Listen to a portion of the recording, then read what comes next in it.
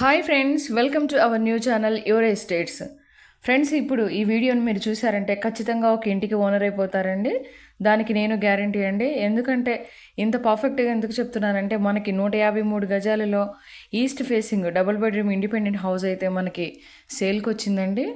27 వెడల్పు 50 పొడవులతోటి 3.16 సెంట్లలో అన్ని ఎమ్యూనిటీస్ తోటి మనకి ఇల్లు అయితే చాలా చక్కగా వచ్చిందండి. Hall, 2 bedrooms, kitchen with attached bathrooms తోటి ఇల్లు అయితే పర్ఫెక్ట్గా ఉందండి.